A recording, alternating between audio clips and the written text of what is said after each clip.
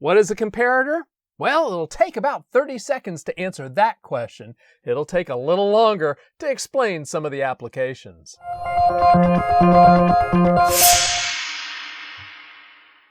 So what we're going to talk about today is this thing called a comparator. And if you look at that name, that pretty much defines exactly what the circuit is, what the purpose of the circuit is. It compares things, right? Well, at the heart of a comparator is something called an open collector circuit. Now, an open collector circuit is nothing more than a switch. And this switch, when put in series with the resistor between some sort of a positive voltage and 0 volts, we can use this as a binary output or a binary signal. And the way it works is this. If you're familiar with this idea of a voltage divider, all we've got is a voltage divider. When the circuit is open, when the open collector circuit is open, then what we've got is basically infinite resistance here and a finite resistance here, which means that for all intents and purposes, this binary output is connected to our positive voltage, giving us a logic 1. So when the switch is open, that's a logic 1. When the switch is closed, it's connected to 0 volts, a logic 0, and what we've got is a binary output of 0. Kind of doesn't really make sense for those of you who are thinking about a binary switch. Closed would be true and open would be false. Actually, the way it works is when you have it closed, it's false. When you have it open, it's true. So let's talk a little bit about how these open collector circuits are used in a comparator. Really, a comparator's output is nothing more than an open collector. It's what controls the switch. So I'm going to draw the circuit diagram for a comparator. All right, now this output here is the output of that open collector switch. One of these inputs, the one that's identified with the negative sign, that one is called our reference voltage. I'm going to just simply call this Vref. And then I've got my input voltage, Vin. Now the way it works is that the comparator, the circuitry inside of there, and by the way, these are analog voltages, the circuitry inside of there says, okay, if Vref is higher than Vin, I'm closing the circuit. If Vref is lower than Vin, I'm opening the circuit. So Vin greater than Vref, what we've got is our output is going to equal 1. So our output is going to be 1. If Vin is less than Vref, sorry about the squeaky pen, then our output is going to be 0. Now, some of the applications when it comes to these comparators, well, there's a lot of them. In fact, let's just talk about a really simple type of application. There is a device called a thermistor. Okay? Maybe there's an O there. All right. Now, the way a thermistor works is, well, it's really a variable resistor, a resistor that changes, except instead of us being able to control that resistor with some sort of the position of a knob, temperature changes its resistance. And so what we do is we put some sort of a positive voltage. I'm going to go ahead and put VCC here.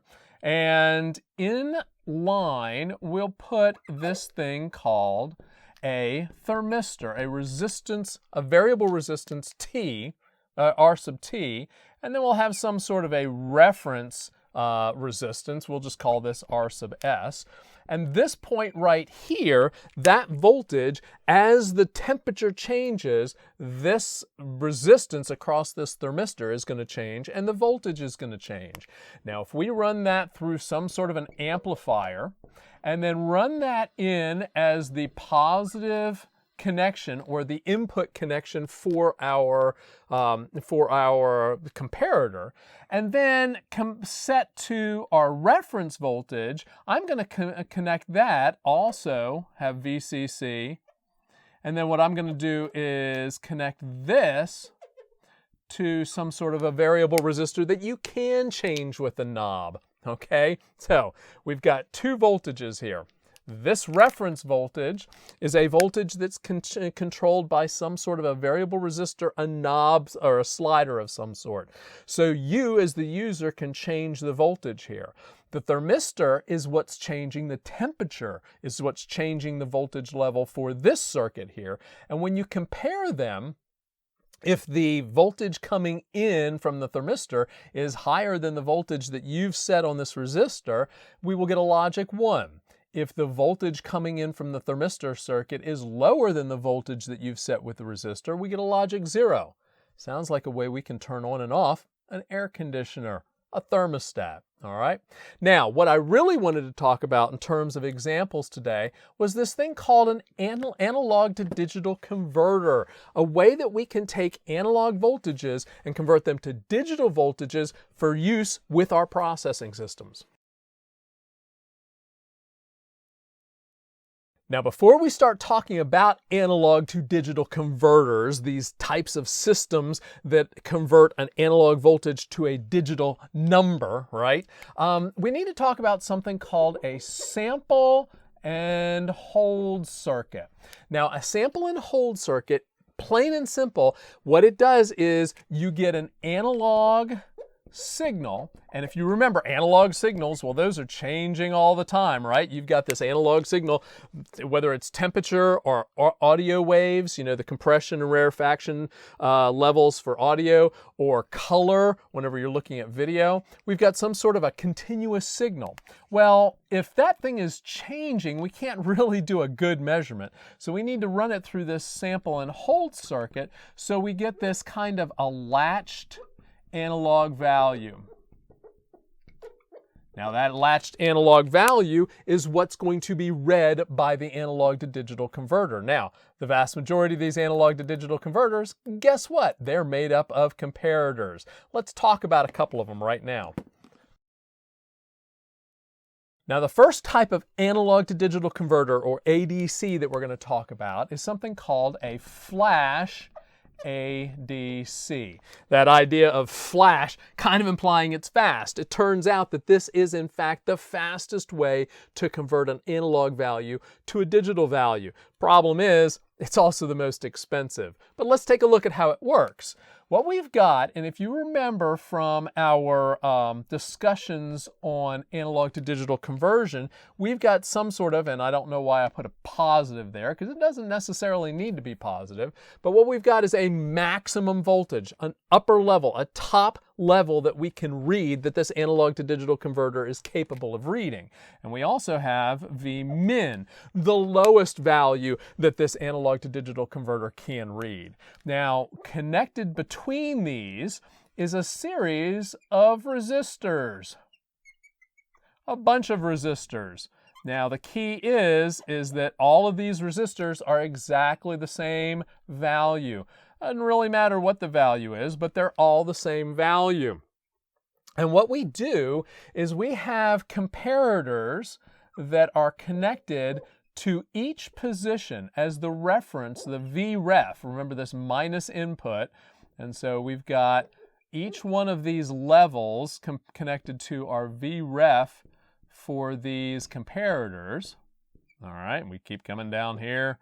Let's see, Vref and Vref and so on. All right, now, if you remember our discussion about analog to digital conversion, if our input voltage, if the value that is sampled and held, so coming from our S and H, our sample and hold circuit, if that value is equal to Vmin or less than, our digital value is going to be all zeros. If the value that we held is equal to our Vmax, our value is going to be all ones. All right. Now, what we do is we go to the input of each of our comparators, and I'm not sure how well I'm going to be able to draw this. What we'll do is we'll come in over this way, drop that down, connecting the input, the held voltage, to each one of the input levels on our comparators. Let's say that there are 255 resistors between this point and this point. We have 255 resistors between Vmin and Vmax. Then what has happened is that our voltage level is going to be divided equally into 255 different levels. So at this point right here, we're going to have 1 over 255 of our range. At this point, we're going to have 2 over 255 of our range, and so on. So what happens is that at some point, this sample and hold, we're going to go from comparators where the sample and hold value was greater than to comparators above that where the sample and hold value was less than. And so we run this into a device. We run all of these inputs into a device called a priority encoder. And what that priority encoder does is it tells you which number was the highest one with a 1 in it. Okay? So if all of these are zeros, that means that the sample and hold value was less than or equal to V min. And then so all of those values being 0 will output a 0. If all of them are 1, then that means that the V max was greater than all of these values in the comparators, all of these different resistance, all of these different values on this long voltage divider, then the output's going to be all 1s. All right, so there's one idea, and so you're going to get your digital value coming out of that priority encoder. So there's one way that we can do an analog to digital conversion using comparators. Let's take a look at a second way.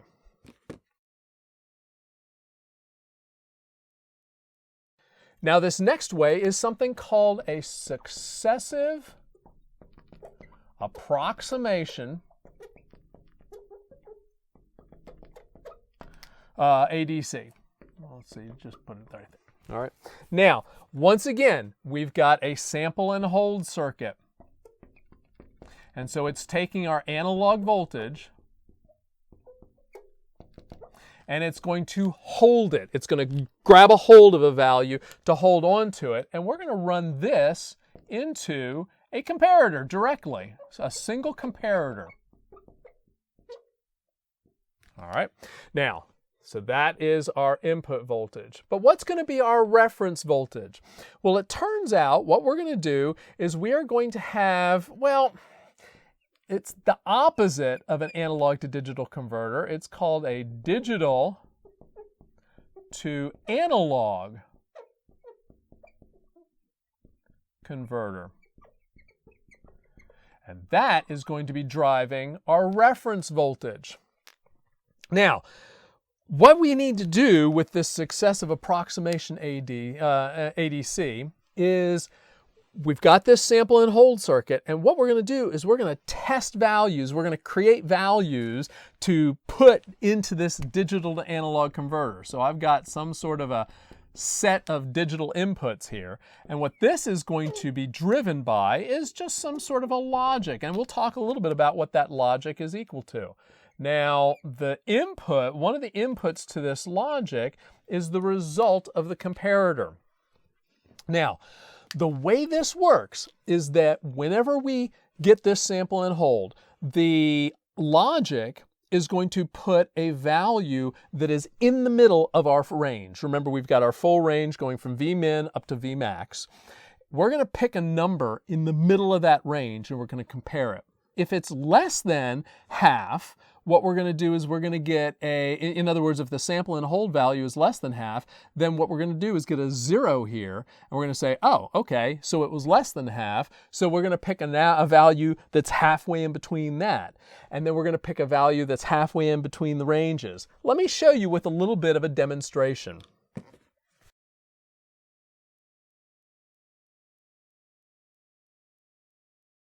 So, I have, and this is going to be done over time, so this is not as fast as the flash, but it's a lot cheaper. So I've got V max, right? That's the top level. That's the level that the analog to digital converter is going to output an all 1s for. And then I've got a V min, that's the value that the analog to digital converter is going to output all 0s for, right? So what's going to happen is that the logic is going to output the value 1, 0, 0, all 0s. So that's pretty much the halfway point. And let's say that the analog value that we're reading is right here. This is actually V in, right? Now, we are going to in the logic, output 1, 0, 0, 0, 0, 0, 0, and so forth. And that's going to be a point exactly halfway. So our D to A converter is going to output this value here, and the comparator is going to say, nope, the value that we have sampled and held is above this. So we know that the first bit of our A to D value is going to be a 1. So the next thing we do is we make the next bit a 1. And by making the next bit a 1, that comes halfway in between this range. So we're going to change the value coming out of the D to A converter to that point. Now that point right there is 1, 1, and then a bunch of zeros, right? The comparator is going to say, nope, the sample and held voltage, that's less than. So the next bit's not a 1, the next bit is a 0. And so we go to test the next bit. And since the next bit is a 0, what we're going to do is we're going to divide this in half, and that's going to bring us down here. And so this value right here is 1, 0, 1, 0, 0, right? And that value, when compared to our input voltage, the input voltage is higher. So we know that that next bit, it's higher than this value, so we know that that value has to be a 1. And so we get to the next position. And we take this range right here, we cut it in half. And this value right here is 1, 0, 1, 1, 0, and so forth. And we notice that our red value, or our compared value, is less than. So we know the next bit is a 0. Now we keep doing this, moving down each bit of our D to A value, trying to get closer and closer. In other words, successively approximating it. And eventually we'll get as close as our bits allow us to get. All right? That's successive approximation. Also uses a comparator. Let's take a look at the third one. Now our third one is referred to as the integration ADC. And yes, when I say integration, I'm talking about the calculus type of integration. But don't worry, you don't need to know calculus in order to know how the integration ADC works. It's pretty simple. What we've got, once again, is our sample and hold. So we've got our, our latched value, right? Now, what we do is we've got this ability to switch back and forth between the sample and hold value and then some sort of a known reference voltage. Now, this known reference voltage is a fixed voltage. We know exactly what it's supposed to be doing, exactly what level it's at. The sample and held value, we don't know exactly what that is. Well, this is run through what we refer to as an amplifier, an op-amp. All right? And I'm going to draw the circuit up here. I don't expect you to really know much about what that value is, or how that circuit works. I'm going to explain how it works in just a second. And then it runs into a comparator that we've got connected to ground or 0 volts. So we've got 0 volts at this end. And then this runs through some logic that does timing. All right. Now, how does this system work? Well, the key is that this op-amp right here does what we refer to as integration. And if you know about integration, and by the way, this known reference voltage is a negative voltage. And if you know about integration, you know that when you integrate something, what you're going to do is, if I've got a constant level, like if I have a 1, when I integrate it, what I'm going to do is change that function to a slope, to a function that has a slope of 1. If I have a -5 and I integrate -5, I'm going to get a slope of -5. And so all this integrator circuit right here does is it creates an output with a slope equal to its input. All right, so let's erase this because I didn't leave myself a whole lot of room and show you how that works in terms of being able to determine what the analog input is. So if we're going to look at the output, and once again, we've got a little graph here with respect to time. If I'm going to look at the output, what I'm going to do is, this is the output from the amp, from the op amp. All right. Now, what I've got is, I'm going to start out with my op amp having an output of 0. Now, if I connect it to a very low analog input, so if you remember from the earlier diagram, which I've erased, what I'm going to do is I'm going to switch that switch so that the op amp's input is connected to the value from the sample and hold circuit. All right. And so if I have a very low voltage coming into that sample and hold circuit, I'm going to have a circuit with a very low, or output voltage with a very low increase, a very low slope. If that voltage is a little higher, I'm going to get a value that has a higher slope. If it's even higher, I'm going to have a value with an even higher slope. So in the end, what I've got, if I hold on for a fixed period of time, so this is a fixed period of time, then the output from the amp is going to be proportional to the value that's coming from the sample and hold circuit. Now, I switch that. After this fixed period of time, I switch it so that my op amp is now connected, that reference voltage, or that input to my op amp is now connected to my negative reference voltage. So I'm now going to get a slope down. I'm going to get decreasing voltages, but it's a fixed negative voltage, so the slope is always going to be the same. The rate of slope is always going to be exactly the same. And so you'll notice that depending on how high we got with the sample and held voltage, it's going to take different amounts of time for that to decay all the way to 0.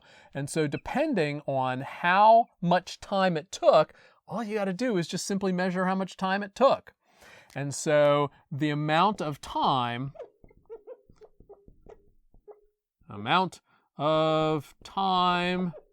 to get to 0,